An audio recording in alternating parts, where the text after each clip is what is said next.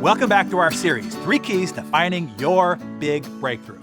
If you haven't seen the first 2 episodes, stop this one right now and go watch those first. In the first episode, we discovered the majority is always wrong. And you'll understand why when you watch the episode and what to do to prevent yourself from being sucked in by the herd of the mediocre majority. And in the second episode, I showed you exactly where to find your breakthroughs, which is probably opposite of where you're looking now. In this third episode, I'm gonna reveal the source code of all business and personal success to you. The very source code. Are you ready for it?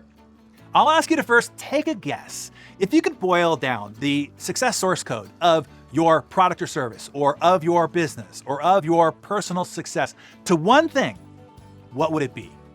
What do you think it is? Some might say, well, it's management or leadership. That's what always makes the difference. That must be the source code of success. Well, we have seen companies and causes and teams who had very talented players in leadership still fail. Corporations like Enron, Lehman Brothers, Theranos, Kodak, Blockbuster, BlackBerry are perfect examples. In the sports world, teams like the 2008 Detroit Lions come to mind. They had Calvin Johnson, known as Megatron, one of the most talented players in the NFL, along with running back Kevin Smith and linebacker Ernie Sims, led previously by the very successful coach Ron Martinelli. They went 0 for 16. They had the perfect losing season. The LA Lakers, in their 2012-13 season, had a star-studded roster, including Kobe Bryant, Steve Nash, Dwight Howard, and a strong management team, and they still performed poorly. In the nonprofit world, Susan G. Komen for The Cure, the Wounded Warrior Project, the American Red Cross have suffered significant declines and failures, even while having a seemingly talented leadership team. So, no, management or leadership is not the single defining source code of success. It's important, yes, but it's not the most important source code. Well, then you might think, okay, then it must be the quality of the product. Yeah, that's it. It comes down to the quality of the product. Well, what is the #1 restaurant in the world? The most successful restaurant in the world, what is it? In a culture with all these modern millennial foodies, with all the new celebrity chefs and all these shows about cooking and gourmet and great food, what is the #1 restaurant in the world? The answer is McDonald's. McDonald's is still #1. Certainly not because of the quality of the product. In the wine world, it's filled with stuffy connoisseurs, masterfully trained sommeliers, great estate vineyards, perfectly placed in microclimates where the famous winemakers meticulously care for heritage strands of world-renowned vines to make the perfect nectar and age it to perfection in elaborately labeled bottles. But what is the #1 wine in the world? #1 is Barefoot Sweet Red Blend, which tastes like Fanta grape soda, which is probably insulting to Fanta grape soda. #2 is Sutter Home, which comes in a jug, not even pretending to be elegant. And #3 is Franzia, which comes in a box. Here's the hard truth that you'll need to grapple with. Unfortunately, and I don't like this fact, but it is a fact, the best product does not win. Look at every category. Beer, washing machines, chiropractors, attorneys, financial advisors, realtors. The most successful are usually not necessarily the best quality. So, if it is not the best leadership that wins, or the best product or service that wins, what does? What is the source code of your success? What is the one factor that will determine your success or failure? Are you ready for the answer? Here it is. It's the one with the best marketing. Here's the success reality you want to permanently groove into your gray matter. Your success, the success of your business, your legacy, comes down to 10% the quality of your product. Now, it can't be crap. And 90% the marketing of that product. Again, I don't like that this is a fact, but it is a fact. For business owners, few things are more frustrating than seeing a competitor who offers an inferior product or service, maybe even with a less talented staff and leadership team, get far more attention and popularity and be far more successful than you are. And it is because the competitor is better at marketing. Companies only do 2 things. They make stuff, products and services.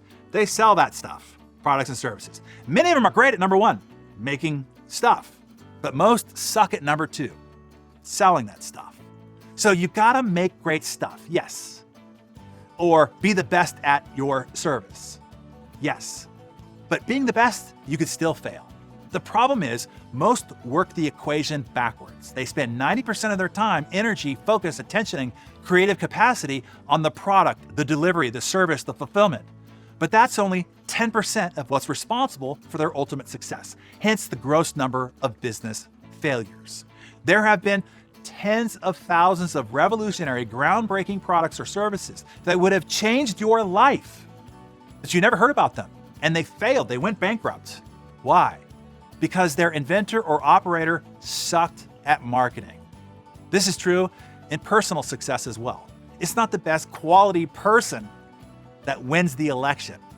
It's not the best quality leader that rises through the ranks of the corporation. It's not the best quality actor that succeeds in Hollywood. It's not the best quality biblical scholar or preacher that has the biggest church. It's not the best quality writer that sells more books. The success equation for every company, for every profit or nonprofit, and every individual striver, the success equation is 10% the quality of the endeavor, skill, character, or product output, and 90% the marketing, communication, and social promotion of it. Period, the end, bottom line, full stop. And this is why the alumni of our Business Masterclass post such extraordinary, jaw-dropping, big breakthrough results after they've attended. Why? Because they finally gained the strategies, insights, and tools to be effective in the 90% part of their business and personal world, which makes success breakthroughs possible. If you're genuinely looking for a breakthrough, if you're looking to get to the next level or 3 of success, I highly recommend that you get a seat in our next Business Masterclass. As the Chinese proverb says, all I can do is open the door for you. You have to enter on your own. I'm only offering you the option to those that are serious about experiencing a breakthrough. Here's the mindset shift that you need to make. You are not in the fill-in-the-blank business. You're not in the dentistry business or the real estate business or the financial services or the roofing or plumbing or food service business. You are in the marketing business, the marketing of your dentistry practice, the marketing of your real estate firm, the marketing of your financial services, roofing, plumbing, or food service business. Get this straight. People will not know how good you are at dentistry, at real estate, at financial services, at roofing, plumbing, and food services until they know how good of a marketer you are. I hope that you made lots of notes today in your Darren Daily Journal. And if you got this vital lesson here today and you're gonna spend more time and focus and energy and attention and learning and study on marketing, write #marketing in the comments below.